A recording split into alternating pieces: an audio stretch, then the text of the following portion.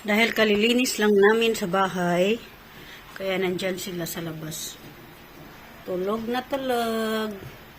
Dapat dyan si Casper, kaso hindi siya magkasya. Ayan, tulog na tulog. Si Sophie naman. Ayan si Sophie. Ayan. Yung isa naman nasa loob ng cage. Ewan ko ba't siya nilalamig. Laging nakatikuko. Ayan si Sophie. Ayan. Yan sila natutulog pag umaga after mag-breakfast. Ayan.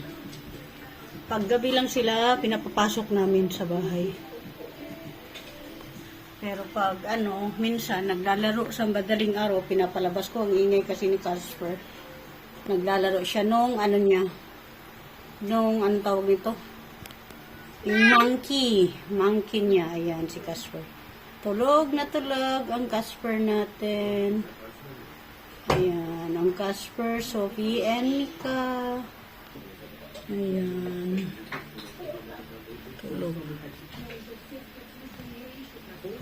Pag naririnig nila na binubuksan ko ito, ayan, yung pintuan nila, papasok agad yan. Kaso nilak ko eh. Dapat itong red and green nakaganon. Kaso ginanon ko doon, nakalock, nakabikaka. Ibig sabihin, hindi sila makapasok. Inside na lang.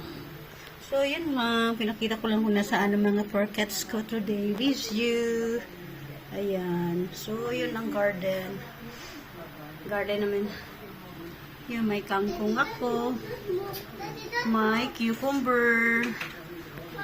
May zucchini yan. Zucchini yung tumutubo.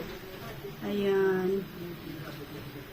Tumutubo. At ito si Dragon Balls. May nang harvest ng halaman ko. Kayang balak niya. Nang harvest ng alugbati at kangkong.